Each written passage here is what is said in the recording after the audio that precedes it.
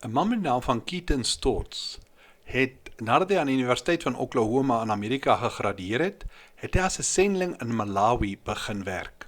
Hy het gesê, om in Afrika te kon woon, was een van die wonderlikste ervarings in my lewe. Voor die einde van sy termyn in Malawi, het hy 'n ernstige ongeluk gehad wat sy lewe vir altyd verander het. In Februarie 2016 was hy op pad huis toe nadat hy van die plaaslike inwoners besoek het. 'n Groep mans het hom agtervolg en hom van agteraf aangerand. Hulle het 'n metaalpyp gebruik en hom hard teen die agterkant van sy kop geslaan, sodat hy onmiddellik bewusteloos was. Gelukkig het 'n ander man aangehardloop gekom en sy aanvallers weggejaag, voordat hulle hom verdere skade kon berokken. Hy het Storts huis toe gedra, waarna hulle hom na 'n mediese kliniek geneem het. Toe Storts die volgende oggend wakker word, kon hy niks sien nie. Die harde hout teen sy kop het 'n breinbesering veroorsaak, wat hom blind gelaat het.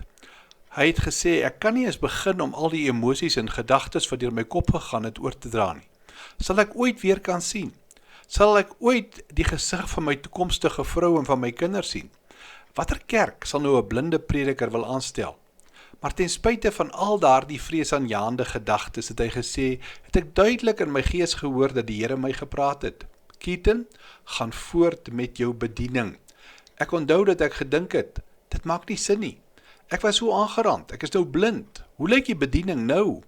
Maar onmiddellik het die woorde van Hebreërs 13 vers 5, waar die Here beloof, ek sal jou nooit verlaat nie. Vertrou my, ek sal met jou wees. Hy het ure lank hieroor met God geworstel. Maar ek het ook al die kere onthou het hy gesê wat God getrou was. Hy het my nog nooit in die steek gelaat nie. Ek het geweet dat selfs in hierdie situasie, maak nie saak hoe hopeloos dit lyk nie, dit nie anders was nie.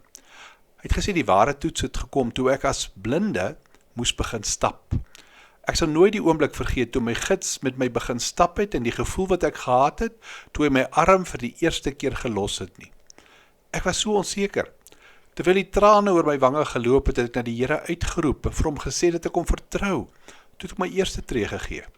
Op daardie oomblik het ek 'n oorweldigende vrede ervaar, toe ek herinner het aan die skrif wat sê, die regverdige sal uit die geloof lewe.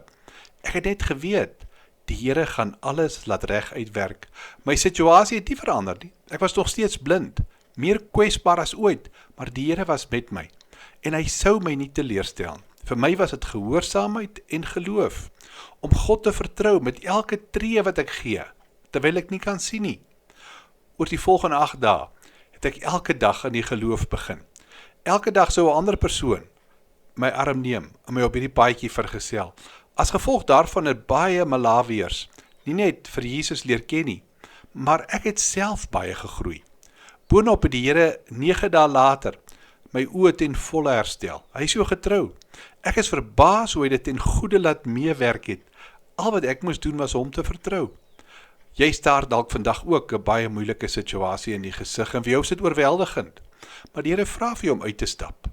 Nie eers die uiteinde te kan sien nie, maar om daar die eerste tree te gee. Jy sal nooit die uitdagings kan aanvaar as jy nie die eerste tree gee nie. Jy sal nooit dit kan voltooi as jy nie begin nie. Jy hoef nie die geloof te hê om te sien hoe alles gaan eindig nie. Jy moet net die geloof hê om daar die eerste tree te kan gee. Kom ons bid saam. Here, ons wil vir u sê dat ons u vertrou. Gaan saam met ons vandag. Amen.